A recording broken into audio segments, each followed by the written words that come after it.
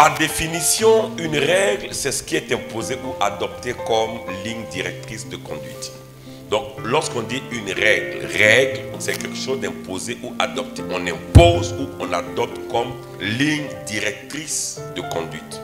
Soit on te l'impose, soit on l'adopte. Ça veut dire que c'est une loi qu'on va voter. Parce que règle aussi a la valeur de loi. Vous allez voir, il y a des hommes qui vivent sans règle, sans principe. Ils n'arrivent jamais loin. Mais pour ce que vous ne savez pas, ou pour ce que vous savez, je vais répéter, c'est que le Dieu que nous adorons, notre Père, est un Dieu de principe.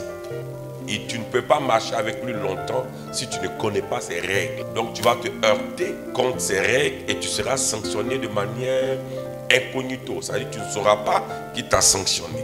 Alors il existe comme ça des règles dans le royaume. C'est aussi une formule qui indique ce qui doit être fait dans un cas déterminé. Donc, dans de pareilles circonstances, voici ce qui doit être fait. Donc, la règle a été déjà imposée ou adoptée. En Christ, nous sommes dans un royaume. C'est pour cela que le détenteur de ce royaume-là est le roi des rois. Et le roi est notre Père. Matthieu 6, 33 le dit. Et dans ce royaume, comme dans tous les royaumes, tu ne peux pas faire ce que tu veux.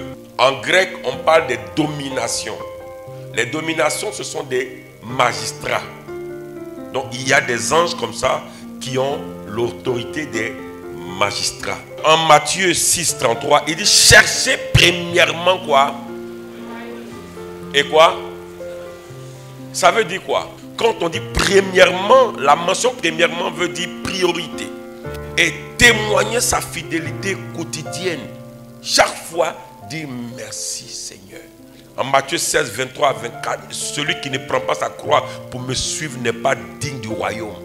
J'ai l'esprit de sacrifice. Mettre Dieu en priorité, c'est une règle. Quand vous aimez Dieu, il vous distingue. Quand vous commencez à faire de lui votre priorité, il vous distingue. Tu ne peux pas aimer Dieu sans aimer Jésus-Christ. Et tu ne peux pas dire que tu aimes Jésus-Christ sans aimer ton prochain. Dieu en premier veut savoir si vous l'aimez. Et si vous l'aimez, vous devez le traduire sur vos prochains.